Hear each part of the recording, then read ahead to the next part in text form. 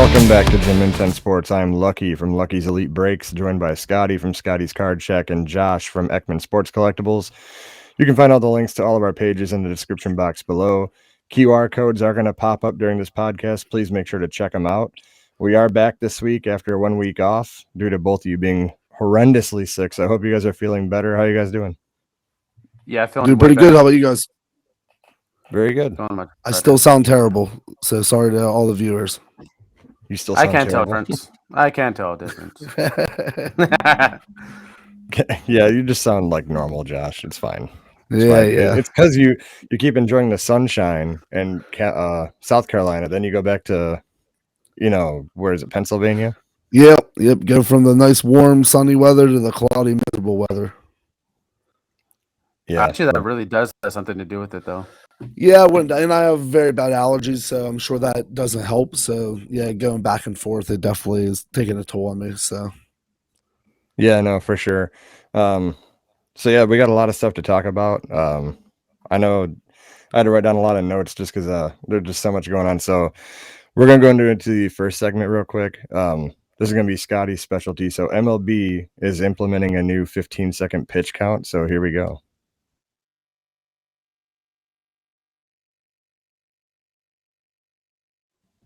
All right, Scotty, what do we got going on with that? Yeah, so I'm sure most people know by now about the new rule change as far as the pitch clock. So with runners, if the bases are empty, the pitcher has 15 seconds to pitch the ball. If he doesn't pitch it within that 15 seconds, it's a ball. The batter has to be in the box ready to hit with 8 seconds left on the pitch clock. If he doesn't do that, it's an automatic strike. And there's already been some issues with this. I know the Braves and I think it was the Red Sox. They were tied in the ninth inning. They don't go into extra innings for spring training. But so bases was loaded. It was a full count. The game was tied. I think it was 6-6. And the batter did not get into the box in time. So they called strike 3 and the game ended. Oh, wow. Yeah.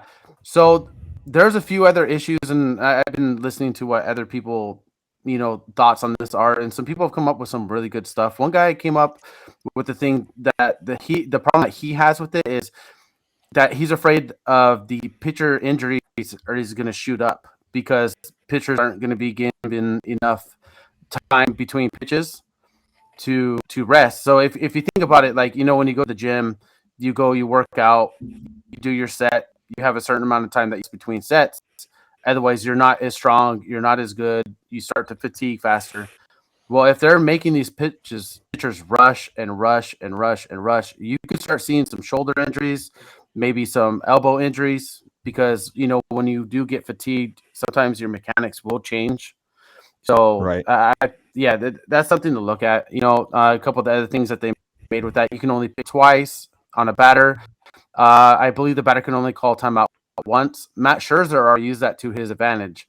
So he got set, batter calls timeout. Okay. Now he knows the batter can call timeout again. So what does he do? Scherzer gets the ball back and he immediately goes to the rubber and he gets set. Batter gets ready and Scherzer just stands there and stands there and stands there. And he lets the pitch clock run down to the very, very last second, and then he pitches. As you know, most batters don't feel comfortable when they get into the batter's box, and they just stand there for like a really long time. So, yeah. Not even that, though, also because I was going to bring up the Scherzer thing when it came to like the mechanics, because he was also doing that where he was pitching fast too. So like he was already testing that out. But I noticed that he not only did he do the thing where he was waiting, but he also did it where as soon as the batter got on into the box, he threw a pitch, like he was getting ready to pitch. So he was like, it was like he was like switching it up. It was kind of he's playing mind games. Yeah, it's like mind games and like playing defense already on defense. Like so that part is kind of cool. But yeah, I could definitely see where someone's gonna probably get injured a lot more. But from someone that loves sports but hates these long seasons like baseball, hockey, basketball. Maybe it speeds it up a little bit. Maybe it makes it a little better, but I don't know how much it's gonna really speed it up by. But Mike, I saw that. Yeah, it is a balk now, and I did see that. When is he determined to be in the box ready to go? Because Scherzer did that a couple times where he got in, the batter looked up and Scherzer was already throwing the pitch, and the guy said it was too early of a pitch. How is that even possible? Well, if he gets in last second, like say he gets in, because he has to be in the box ready to hit with 8 seconds left on that clock. After that, it's free game. So if the batter is taking his time getting into the box, he's actually hurting himself. What he needs to do is get into the box like immediate. Like a lot of batters, they take the pitch, they walk out of the box, they do this little roundabout thing, and then they come in and they get set. Batters are gonna have to start learning that they can't, after the pitch, they can't step out and walk around and do all that stuff. They're going to have to get set a little bit sooner, give them an opportunity to not get rushed by the pitcher. So there's going to be strategics, when it comes to that. I guess that's my question there. Like Mike just said, the batter has to have time to get set. What determines when you're set? Is there anything that determines that you're set? Like he can't get in there and be looking down at the ground. You know what I mean? Like he comes in. But as soon as he looks up at the pitcher, is he set? Yeah, that's indicating that you're ready to hit. Scherzer did that a couple times, and as soon as the batter looked up, Scherzer pretty much started his windup, and they stopped him a couple times and called it. I guess would have been called a balk. Yeah, well, it depends on how much time is on the clock. It depends on the clock. If, like I said, if a batter is getting in last second, then it's free game. But if let's say the batter doesn't really step out. Let's just say like after the pitch, he keeps 1 foot in the box. He just kind of steps out with 1 foot. He gets in, and there's 12 seconds left on the clock. The pitcher can't just rush and pitch because the batter has that up to the 8 seconds to be set and ready to go. So that's when it'll be a balk. I see what you're saying. Yeah. So the batters are going to have to learn that they can't take the time either. Yeah, like what Jared said, it's also going to be the discretion of the umpire. Some of them are going to be probably a little bit more lenient on some. Yeah. And then the other rule change I wanted to touch on real quick that I didn't really mention to you guys about was the shift change, because I kind of want to see what was going to happen. So you can't do the shift anymore. You can't have 3 guys on one side of second base and just leave that one person by themselves. So what some teams are trying to spring training is they're actually taking the left fielder and they are abandoning left field and they're sticking him in shallow right field. Yeah. And that kind of just takes exactly what the shift was. Now I really hope hitters make them pay for that, because if you can figure out a way just to bloop in something, then that's an easy double all day long. I'm actually not even a fan of the shift, to be honest. I mean, I know you should be allowed to set up your defenses however you want, is part of it, but it's just, I don't know. I've never been a fan of the shift, but I also get it at the same time. Right. Yeah, it's going to be interesting to see how that impacts a lot of what's going to happen this next season for sure. Real quick, did the plate change, the size of the plates change at all or no? I thought that was a rule change. Or the bases. It was the bases. Did that actually change? Yeah, the base. Okay. I believe they made the bases a little bit bigger. Okay. Yeah, I saw that today when I was looking that up and wasn't sure. Yeah, and what Jared's saying about the bunt down the baseline, I'm a big fan of that. And what's weird is that I've actually seen some guys do that, and the other team get mad at the guy for dropping a bunt, and I'm like, well, you're the one that's shifting. You're trying to be strategic with your defense. He's being strategic with his offense. Yeah, you know what I mean? Like you can't get mad because he found a loophole in what you're trying to do to him. In essence, another loophole by shifting the defense. Right. Yeah. So we'll go to the next. Sorry, I was dying there for a second. We'll go into the next. Yeah. The next thing we're going to talk about is Topps is cutting some of their product. So let's go into that real quick.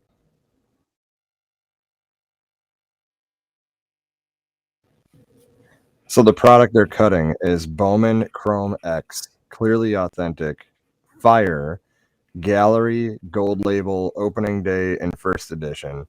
So let's start with Scotty. Which one are you going to miss the most? None of them, to be honest.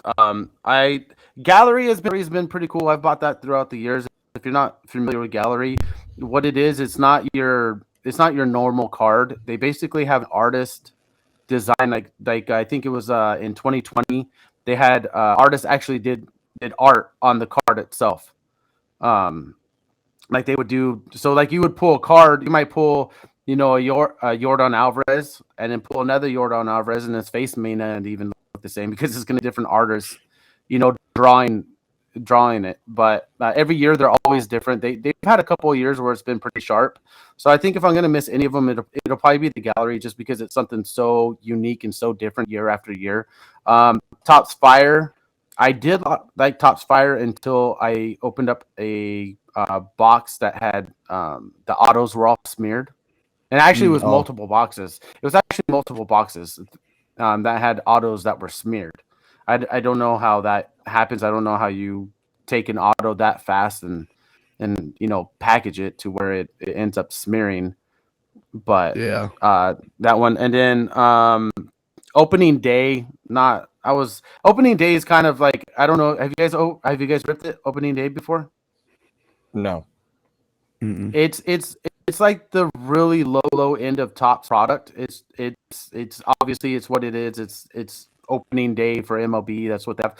But really, that's like it's a really low price product, and there's really no hits in it.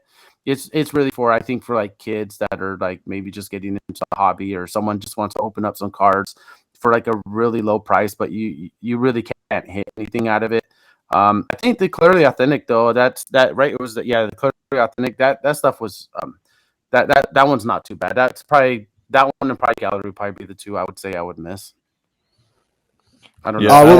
What was the reasoning for cutting those? Just cost, or just because that's what they're doing? Is there a specific reason? I think it probably has to do with the fix. Okay, that's what I was thinking. They just had a big conference, Fanatics and Tops, and they're going to be doing, from what people have been saying, that there's going to be a lot of changes that they're going to be doing in the industry, as far as what Tops and Fanatics want to do, and they're going to bring in some big stuff. So I think probably what they're probably doing, cutting some of the stuff that maybe is a lower end selling price point for them. Maybe they just don't. Maybe they just want to end the product, and then this way they can bring in newer product with Fanatics. Yeah. And probably just introduce a new stuff. That would be my guess. I mean, I'm not 100% sure. That's just what I'm guessing from what I've been hearing. That's what's going to end up happening. But I will say this: they did say for sure they're getting rid of rings. Yeah, I did see that. Good. That needs to happen for sure. So, yeah, I even when I'm doing breaks and I pull a redemption, I'm like, oh man, they're not going to get this card. And if they do, it's a miracle, right? But I think I would miss the gold label. I liked how shiny they were, and like they looked like just a really nice card. I've always liked the gold label from even way back in the day. So it'll be sad not to see those anymore. The Clearly Authentic, I don't really like those anyway. I mean, I've opened like one and I didn't get anything, so I just You spent the money, got the one crap card that they probably put in the case, and you said never again. Yeah, I'm over it. So, but yeah, so we have that. Josh, you don't really collect anyway, so I don't think you really. yeah, that. And I don't really open up much baseball if I do open anything. I did like the Topps Gallery. I opened up a couple of those. I did like that. I like the look of the Fire, and then the gold label also. Those are the ones I like the most. But yeah, this doesn't really help me. But Topps. Mike says Topps also had the Project 70, which I did like those. I did like the project cards that they made, but I don't know what they're doing with that. But yeah, other than that, I don't really collect too much of the baseball stuff. No, yeah, for sure. So, but yeah, that was one thing. So, I guess we're going to the third thing right now. So this is actually going to be a long topic. It's the guy about the Luca card. So here we go. So Panini's doing Panini things. This guy was in a break. He pulled a Luca autograph out of a Spectra box, but it was not Luca's autograph on it. It was Otto Porter Jr. Yeah. So he went through all the channels, right? He was messaging Panini. This has been like over a year, I think, something like that. Finally got like one person who said they'll look into it. Like they'll get the card. They received it from him, and they'll try to fix it. And then this card got lost, and then like a couple months ago, he got a message saying, okay, well, just talk to USPS. That has nothing to do with this. We never got it. So it looks like he got gypped, and he's not going to be getting that card back at all. So Yeah, that's crazy. Well, And that happens. This happens more often than not. Like people don't realize that this actually happens a lot. And I guess the auto card, they found the auto card with the Luca auto on it. So I don't know if they pulled in a break or something, but they did end up finding that. But it happened with we talked about it like last season, I think, with the Babe Ruth 1/1 bat relic auto, and it was like George Brett on it or something. So Yep. imagine if you open that. Well, even Luca, I mean, that card is probably huge, but imagine if you open like a 1/1 and Babe Ruth of all people, and it's the wrong auto. How would you feel? I mean, it's crazy. Yeah. I mean, so it's shades of the exact same thing, except this guy, is really trying to get his card fixed, and it doesn't seem like it's going to happen. Yeah, I don't know whatever happened with the Babe Ruth thing. I don't know if it was ever, I don't know if Panini ever did anything for that. But yeah, for him to, and how they're trying to like wipe it clean and like act like nothing happened type of thing is really, really shady. Yeah, Jared says just happened in NFL as well with Mac Jones and Zach Wilson autograph. Yeah, that's what I'm saying. It happens way more often than not. Yeah, and with that Luca being on there, the other card, I bet you that card's value goes way up because you still have a Luca auto no matter what way you look for at sure. it. You have a Luca auto, so you can still sell the card as a Luca auto. It just won't be Luca on the actual card. Yeah. So that's yeah. But he mailed it back to them to get it fixed, and they're saying they never even got it. Like they're after all, they gave him the runaround for a bunch. He sent email after email. He said he called for like 2 months straight, and he couldn't get a hold of anyone. And then finally, someone on his phone and said that they would red tag it and get back to him on it. And then that's when they gave him the story about, well, it never came in the mail. We never received it, and then someone closed it, saying that it was, since it never came, they closed that close his tag, his issue tag. So it was just a mess. And you know what, with Panini is just you just, that's just what you're going to get from Panini. I feel like anytime you rip Panini products, you are taking a risk. It doesn't matter what it is, whether it's baseball, football, basketball, soccer, whatever it is. They always just seem to have some type of issue, and you hear the thing from people as far as like, well, I try to get it resolved, and it just their customer service sucks.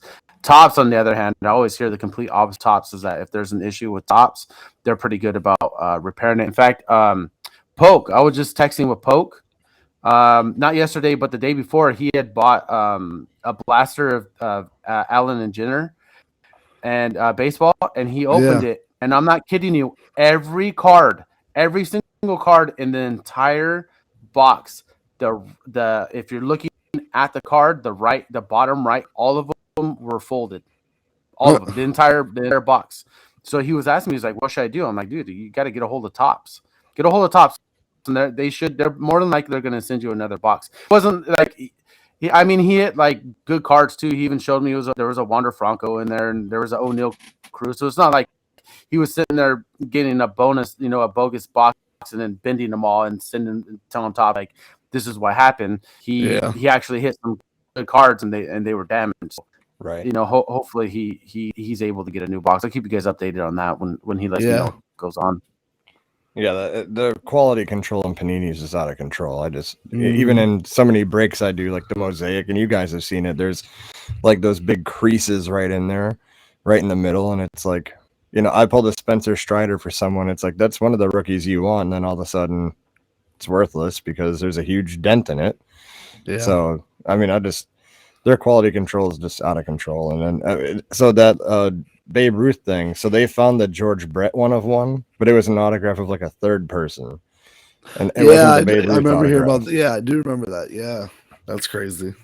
I don't know if I ended up with the Babe Ruth autograph. I wouldn't give a shit what it's on. Yeah, I wouldn't either. Yeah. I'll be like, I got a Babe Ruth autograph. I don't know what you guys got, but I'm good. I don't care if it's with a George Brett or for freaking, I don't know, Mike Piazza. I don't care. Yeah. Mike Piazza.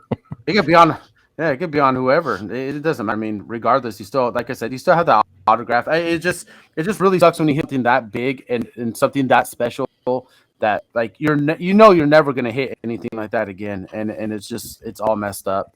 Because you imagine like pulling like a Michael Jordan autograph and it wasn't Michael Jordan's autograph. Like, It was like Oh. Will Purdue. yeah, You got a Will Purdue on a Michael Jordan. That'd be crazy. yeah. Wow, he You wrote know, the M backwards. It's a W. and you know what else? You know what I'm surprised, and maybe this has happened. Maybe I haven't seen it. Sometimes they have those booklets with like a whole. It'll be like 5, 6, 7, 8 guys autographs. I'm really surprised, like if any of those are sticker ones that they haven't put like a sticker on the wrong guy. Like let's just say it's like from like the Lakers dynasty, and you had like Shaq and Kobe and Ron Harper, guys like that. Maybe it's from like a championship team, and they like the Kobe Bryant and the Shaquille, like you put the Shaquille O'Neal like where Kobe is, and like the Kobe where Ron is, and stuff like that. So Yeah, for sure. So yeah, their quality control is just crazy. So then one of the bigger topics on especially with eBay comps and all that. So it looks like some buyers might be getting scammed on eBay. So we're going to go into that right now.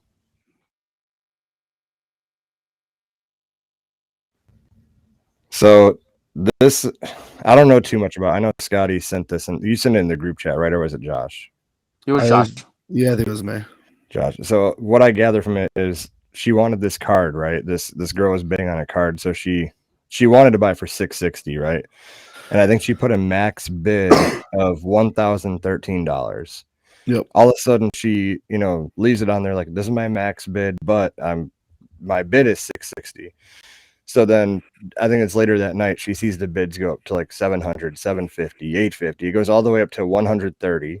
By $50 increments every time too, like Right. all the time. So then the bid gets retracted, and Yep. it gets taken away. As then, when it was $50 over her $1,000, it was at literally $1,050, and then the person that did that canceled their bid, and so it went back to her at 1,000. Right. So, I mean, this could be happening a lot, guys. A lot of sellers. This could be a way of them trying to get more. Yeah. What I don't think. So what I didn't realize at the time was because she did this because she was getting on a plane and she wasn't gonna be able to bid on it. So she was like, "I'm gonna put this outrageous bid because it wasn't worth that. It was worth like 600-700 or like even less, or whatever." She said that she thought it was like max worth was like 8 to 850, but she wanted the card so bad she was gonna put it a little bit over, but she didn't think it was gonna ever go over 850. Exactly, and then she saw all this. So what I realize now that you can do, and for instance, so I sell on eBay a lot. So I can put a listing up. I can go make a fake account of my own, whatever, and now I can go bid on that listing that I put up. Now people do this already. It's called shill bidding. They bid things up and make them sell, but they actually don't sell to nobody and so forth. But it looks like the price is higher for that item. But what the seller could have done, this is all allegedly, what the seller could have done was he could have kept bidding in $50 increments until someone, whoever the highest bidder was, he realized that now he's the highest bidder. So now he doesn't want it. So he's going to basically ask for a refund or whatever, that he doesn't want to buy it. And all he's doing is asking himself on his seller's account. So then he goes over to his seller's account, he accepts it, and he goes down to the next highest bid, which would have been her at 1,000. So now he gets top dollar for it. Yeah, and it's all done. It's all done before the final, like before the time runs out, because if he did that after it was all said and done, it wouldn't have went to the next bestseller. He would have had to repost it because it was already a final sell. So he does the seller does this all within the bidding limit of the time frame before it ends. Yeah, and so go ahead, Scott. That has to be done all the time now. Yeah, so the good thing is though that she did call eBay and she explained to them the situation of what happened, what she thought did happen, and that the seller had a secondary account, and she said, "I'm not going to pay this." And they said totally understood, and they canceled They canceled the payment. So the guy not selling that card for that much anyways. But yeah. Which big deal? He'll relist it. But she's in the industry though, so she knows that. Like most people might not understand this, and they just might be like, "Oh, well, the person didn't want it, so now I get it." That's the problem. And the interesting thing about that too is that she said that this is from a legitimate seller. She didn't want to say the name because I guess he's a pretty big seller. So now here's the other thing that goes into this. Okay, a lot of times you try to sell stuff based on comps. Okay, now how much of the comps are all messed up? Now, as a seller, you want stuff. If you're selling stuff, you want to see as high as it can go. So like something like that. Yeah. Like you want to see that, and a buyer, you don't want to see that. So now when you go to comp a card, are the comps too high? You know what I mean? Like, is that really like, because there's been so many times where I've seen like a card be going for like 20, you see it, it'll be like 18, 20, 22, 20, 19, whatever. And then you have two different things. Cents. You have one at 99 cents, which I don't understand how that works. Or you have one that's like $40, $50. Now, well, I know exactly how it works. Because I buy Pokemon slabs that way. And I go on at like 3:00 in the morning when I go to my job, and I look for the slabs that are going to be, excuse me, for the slabs that are going to be ending at like in that time frame at 99 cents, and like nobody has. It's just people that don't have big accounts. That's all it is. Is people find people that don't have big accounts, and not a lot of people are following them. And if they're not looking for that specific card, and you can catch it, you can get that card for 99 cents. It doesn't mean that it's worth 99 cents. It's just that that person doesn't have as many followers or as many people looking at that account as someone else might. And so that card's going to go way less, but that's not the value of the card. Yeah, and see, and that's another problem that I have is because it brings the average of the cost of the card down. So as a seller, you got people coming to you, well, this card, the average sells like $26, and then you start looking at like, you have like what you said, you might have one like at $1 or $2 when the card's like a $40 card, and you're like, no, that's not like what it should be selling for. It's really not what the average of the card is. It actually should be higher. And so my problem is that, like, I know when I go and I buy cards at shows and I look at the comps and I look what they're asking, let's say I'm looking at what I know is like a $50 card, and they have it like for like 80. Then I know, okay, you're way over the top. We're gonna have to meet somewhere. But if you're with someone and they have it listed for 50, and it's a $50 card, and you're like, well, you see this one sell was for 35. Like, can we meet in the middle? Like, that's the type of stuff that I don't like, because I don't think it's fair to the seller who has a fair price already on the card. Yep. And see, this is probably my favorite subject, because obviously I sell on eBay. I'm in a flea market. So right there alone, I have people come up to me all day long that will just buy whatever. But then I also have the people that come up to me that want to comp things also. So the one thing I would say to look for as a buyer, and you go to someone, and also as a seller, and they come up to you, they say comps and whatever, look at how many bids were on that card. If it was one bid, two bids, and it went for like $5 or less, I'm sorry that I would discredit that card, that bidding. If it had 20, 15, 20, 30, 40 bids, and people were actually going after that card, now I would say I would take that probably a little bit serious. Also, I wouldn't be looking at bids. I'd be looking at buy it now offers. People that sold a card at a buy it now price, go look at that, find out what those are selling at, and I would use that more than I would for the bidding. But at the end of the day, people gotta just kind of price things the way you want it to be priced and stick with that. Because here's the thing: if everybody went off of comps, and so say I have $100 card, and someone comes to me and says, hey, will you take 95 for it? I say, yes. Okay. They go and they sell it. They look, and then say I sold that on eBay, and they go look on eBay, and someone says, oh, well, look, this sold for 95. Will you take 85 for it? Okay. If that seller's willing to part ways with it at 85, he goes, okay, yeah, I'll do that.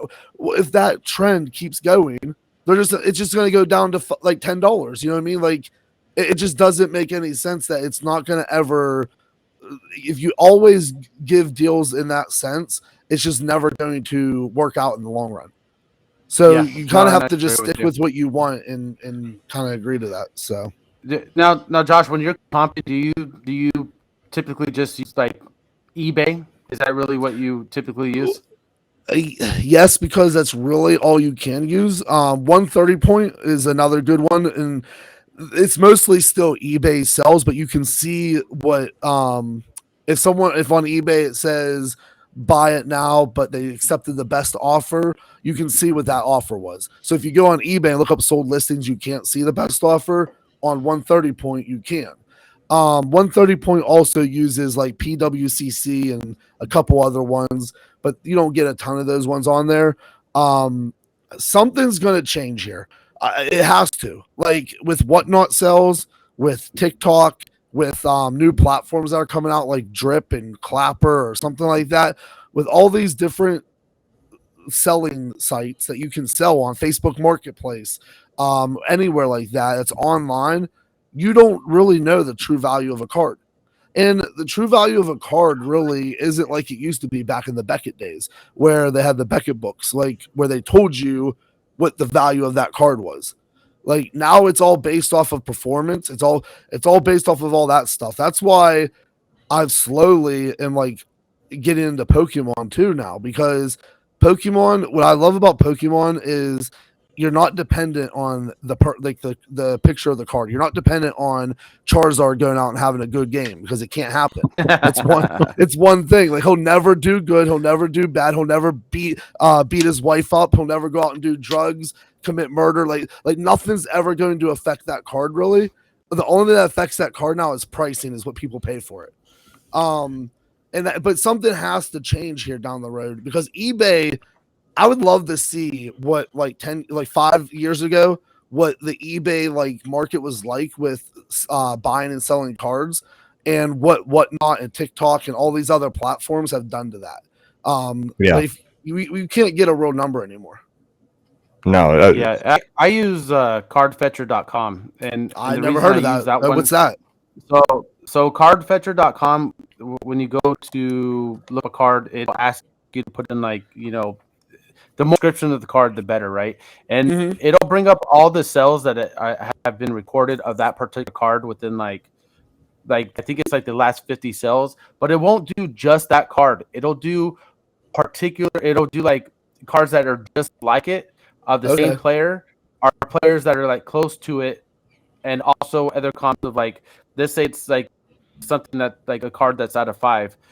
Say there hasn't been any sales of that particular card. It'll take players that are kind of valued around the same as that player. Like for instance, like Mike Trout, Shohei, Aaron Judge, stuff like that. They're all pretty much around the same. So let's say you have like an out of 5 Trout that hasn't sold out of, let's just say it's out of Spectra. It'll do is if there's a Judge or like a Shohei that sold at that, it'll bring that up for you, or it'll show you like what other 5 have been selling at. This way, when you go to, let's say you're trying to figure out, okay, well, what this card is valued and what can I sell it at least it'll show you not only that comp, but comps around it, as far as like other players that are close to that particular player. So cardfetcher.com. My brother uses one. I don't know if he's still in the room. Maybe he'll type it in the comments. He uses one that's really good. So this one keeps records of the PSA 10 cells, the SGC 9.5, PSA 9, PSA 8, and then anything under. And then it'll also show you what the average ungraded card sells for. And so like yesterday when me and him did that case break of the 2022 Prism Quick Pitch, we use that because it's real easy. It's real quick. What it is you type in the player and whatever you're looking for, like whether it's Prism or whatever, and then the year, and it won't just bring up like, let's say you're like, okay, it's gonna be like the Prism, like what we were opening up was like the donuts once. There you go, sportscardpro.com. Oh yeah, I've heard of them. Yeah. So that's actually a pretty good one too. Yeah, it's really, actually, I think so far out of all of the ones that I've seen, that is my favorite. because I like that it'll show you everything. Like, and it'll also show you, the other reason I like it about that is because you can go to it and you can immediately see if the raw is going for the same as like a PSA 9 Yep. to see if Right. it's even worth sending in, or to see if you really think that card is like it has a really good chance of grading 10. If it's worth sending in, if it's gonna 5, 6, 7 that card, you know what I mean, or if it's Yeah. just better to leave raw. So Yeah. What I like go ahead. No, I was going to say, Jared, where did you get that Julio Rodriguez 1 out of 5 capstone to value that at? But so these sites you guys are talking about, Card Fetcher, sportscardpro.com, do these require premium things you got to pay for them, or you just go on them and you're good to go? it's as free as my buddy's mom.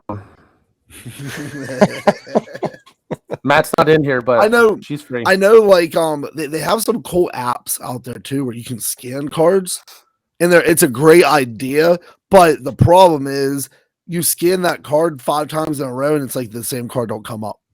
So it's like they're great ideas, but that's probably what's gonna end up having to happen is they're gonna have to find a way to where you can do something like that, but you'll never be able to find like whatnot sells and stuff like that. Like, it's just never going to be able to happen. So, and maybe it'll never be fixed. Maybe we'll just always be talking about this till we're 80 years old collecting cards still. And it's just still a problem. But yeah, it's something that as a seller, and like for me, for instance, for someone that sells on eBay and buys on eBay and then also sells in the market, it's just very, very difficult. And I was watching Lucky's live on TikTok the other day when he was at the show, and I told him after the show, I said, I know now that I never want to do a sports card show. I said it's just there's everybody is eBay comping everything, and I was like, the flea market is just it's so much better to me because people will still want to work deals out with you, but they're not on their phone constantly saying, well, this price, it went for $35 instead of $80. Well, yeah, but it also only had one bid, and it also had 3 bids a month before that were way higher. So you kind of have to stick to your guns, and that show just seemed like it was just full of just trying to comp things, trying to get different deals, but and then trades.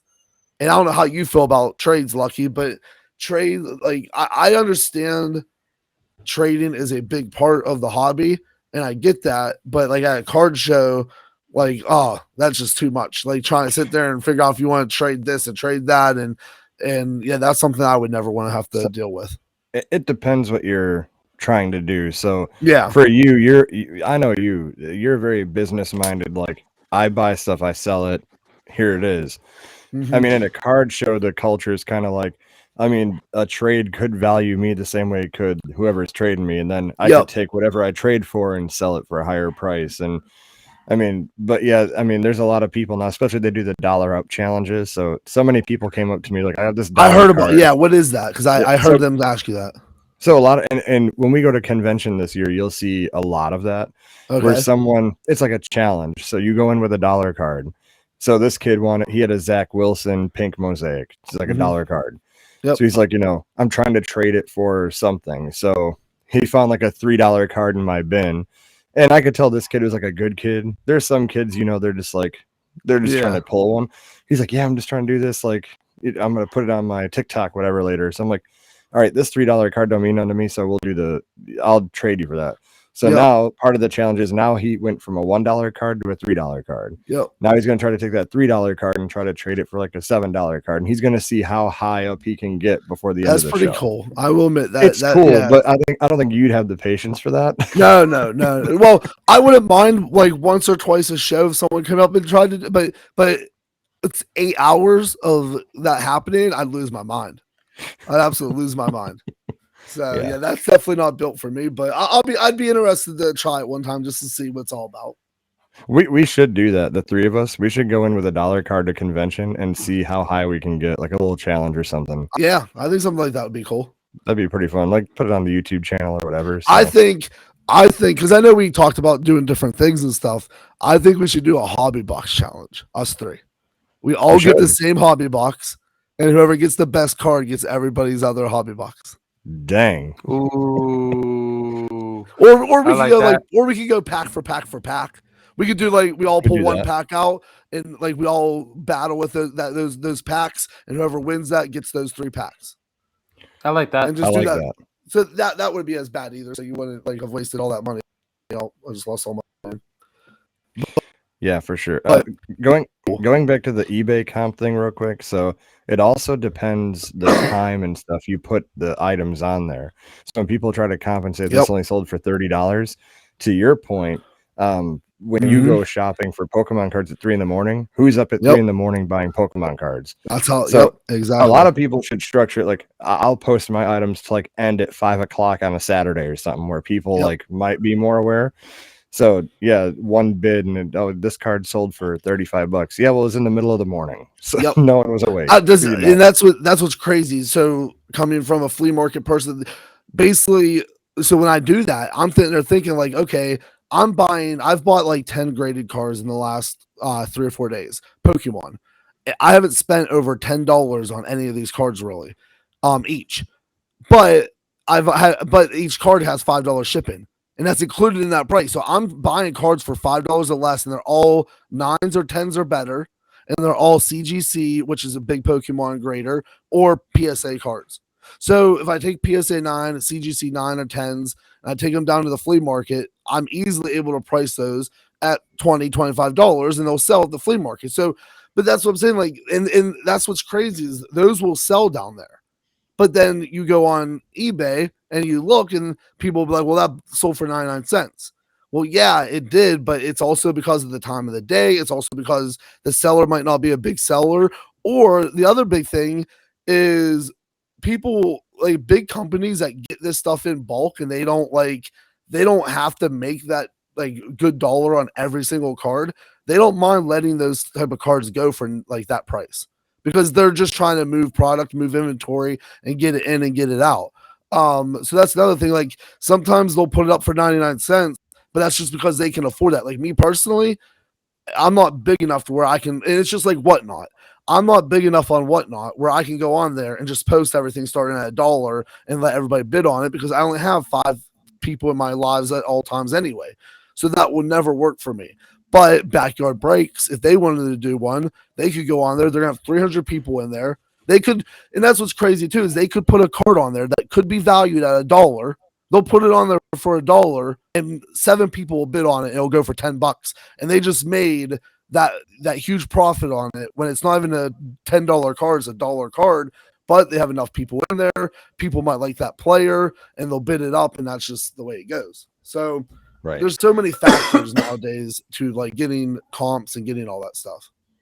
Well, what I noticed a lot of guys are doing now and Whatnot too is their stuff they're putting it in the store as a buy now. They're no longer auctioning off, good cards, because I know that's a problem. Is people are not going on Whatnot necessarily to rip people off. But not everyone makes a lot of money, and sometimes you might sit there and really want to get a slabbed up card, like a decent one, and you don't want to sit there and spend a bunch of money, so you might go into a room hopefully that other people aren't looking for that player, and you can get them for cheap. What I feel bad for is a lot of these sellers that are at the beginning, and they're trying to sell slabs. I've heard so many times, like, come on guys, like I need the bids up a little bit higher, especially when you're sending off the PSA, and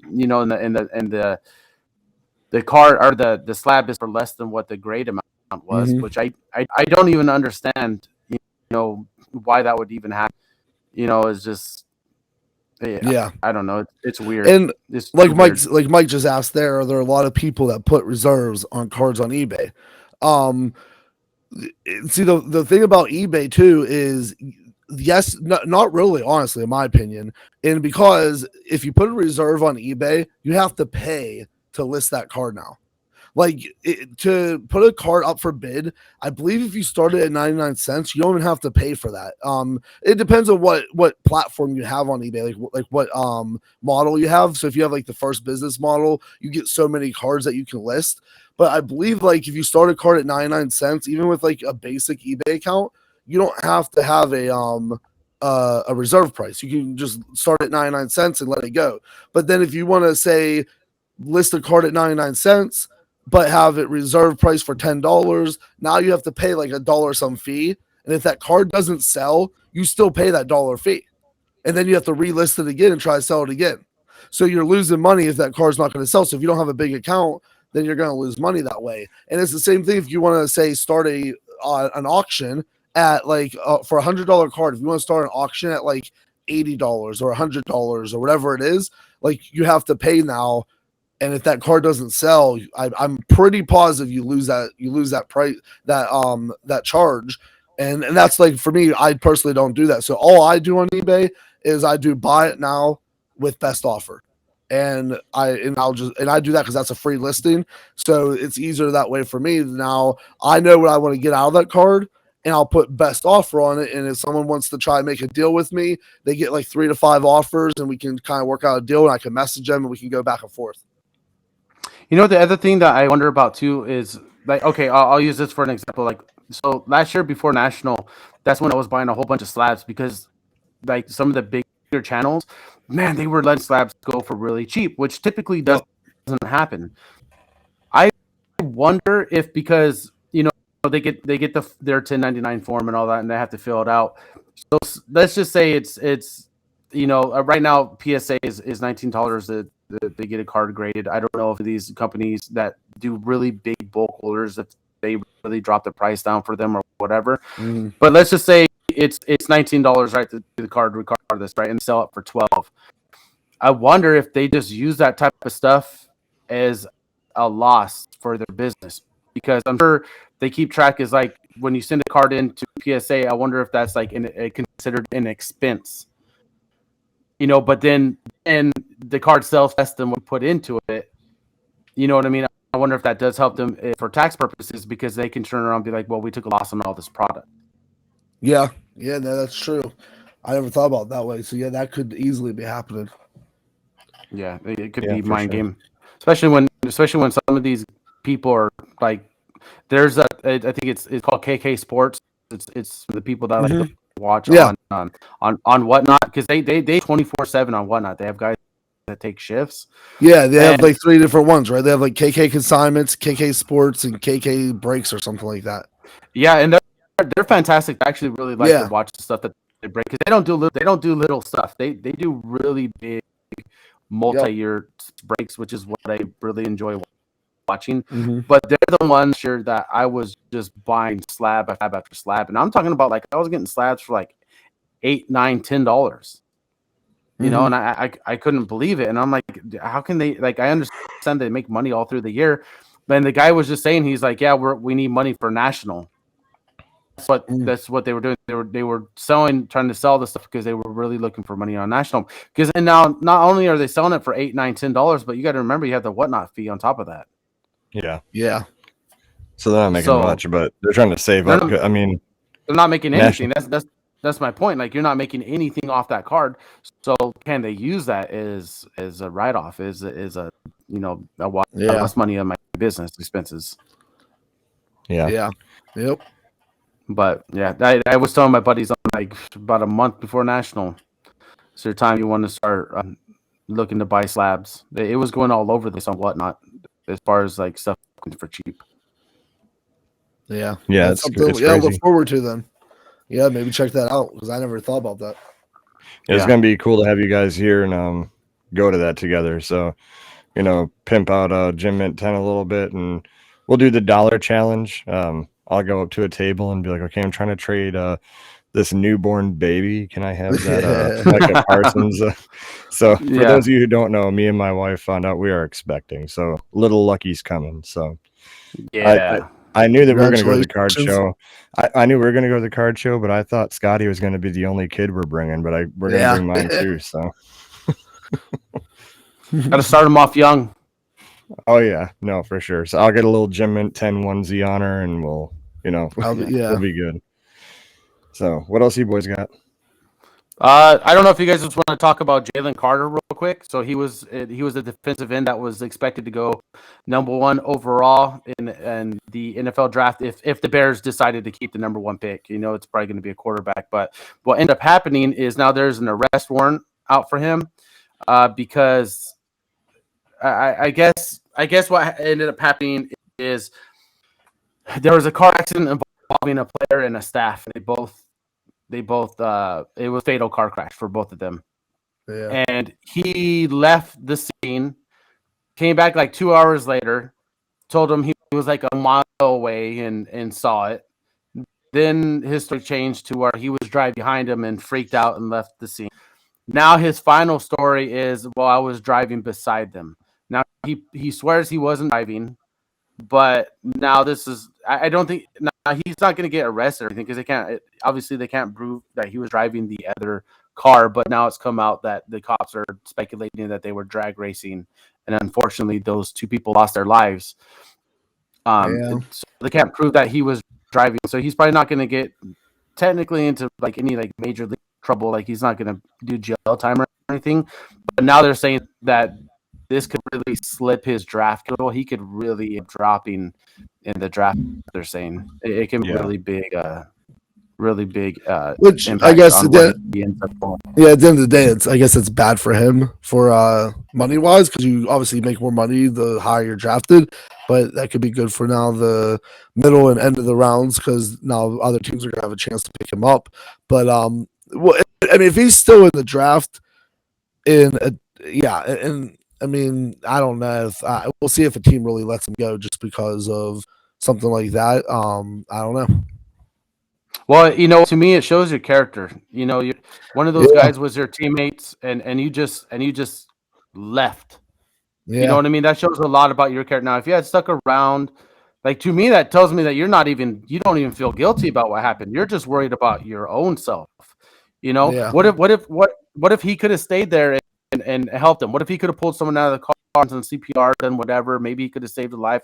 I don't know the story. I'm just just giving my thoughts on it. But to me, it shows a lot about your character and how much you're just worried about your own individual self as opposed to other people. And to me, that's not the type of guy I would want on my team, because obviously, if you're building an NFL team, you need guys that are trying to make this a family type thing. So and then on top of that, I mean, clearly him leaving crime scene back shows that he was guilty of something.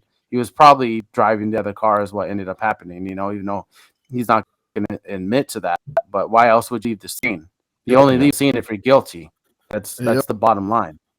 So, we'll see what ends up happening with his draft capital and where that goes. So, yeah, for sure. I really hope the Bears trade that pick, but we'll see over the next. They're going to. I really think they're going to. They don't need a quarterback. Someone's going to come at them with some ridiculous trade offer. Oh, isn't Saquon Barkley going to go somewhere? I thought Bears were interested in him. That'd be. Maybe it was just it was just a Facebook thing where someone was saying, "What if this happened?" But yeah, that was something that someone was saying about, because they could probably. That's probably like everybody's going over what are the Bears going to do with that number one pick, and they were probably saying about Barkley maybe, but I don't know. To trade the pick for Barkley, I mean, you need wide receiver help, because technically David Montgomery is all right as long as he's got an offensive line to run around. I mean, I think they need help with wide receiver, but I mean, I would take Saquon Barkley, I mean, he's better than Montgomery. I mean, we know that, but now if you trade Montgomery in the second pick for Barkley, hold on. You guys, Barkley agent. He's not under contract. There's no trading for Barkley. Okay, then that's why they were saying about where's he going to get signed to, and maybe the Bears are one of the options. And the Bears have a ridiculous amount of money. You guys have like $100 million. You know what I mean? Yeah, that's crazy. Yeah, so it's a crazy amount of money. Yeah, so it'll be crazy. It'll be crazier if they can make it into the division in the top 2 or 3. Yeah, and they have all that money. Yeah, we'll see. What else we got, Josh? Anything other than I don't want to bring up all negative stuff, but what about John Morant just waving his guns around like he just don't care? Oh yeah. I mean, what are you doing with his cards now? First of all, it's the NBA, NFL. They can wave their guns around, beat their wives, do whatever they want. They'll be fine. So I mean, for some reason nowadays, like that stuff doesn't matter when these guys do this stuff. So it's not going to do anything. And I guess really, it's what happened is he beat up a security guard or something, or a 17-year-old kid, or something like that. And he pointed a gun at a 17-year-old kid. So I don't know what is going to happen with that, but it happened, I think, a year ago, and they're just now coming back to it or something. So we'll see. I mean, he got suspended What for dumbass. I know. Yeah, he got suspended for 2 games for having a gun out in the club at on his Instagram live. You can't get dumber than that. Wasn't it in response to like Shannon Sharp saying he's not thug or something like that? Like Shannon Sharp said something about him on Undisputed, and then something he like responded with waving a gun around in a See, club. again, that goes to these guys being so soft, man. Who gives a shit what Shannon Sharp says about you? He's a football player. Yeah, exactly. So yeah, it's crazy. I don't know. I don't look into that stuff as much anymore, especially someone like John Morant. Like it'll get waved over, something will happen, and he'll be fine. But his car value will probably go down. Not that I think that's okay. It's just that's the way the world is now, and it's just not going to change. I mean, that's the problem. So, yeah. Yep. All right, then we'll wrap it up then. Thank you guys for coming on. Thanks to everyone for watching and commenting. Again, you can find the links to all our pages in the description box below. And also, we did launch our GymMint10sports.com website. So you can go on there and buy into the breaks that I do. You can buy single cards from Scotty or Josh that we'll put on there. It's just launching, so not everything's on there, but it will be. So make sure you go check that out. And then, we'll see you guys next week. Have a good one, guys. Okay, all right, we'll bye. see you.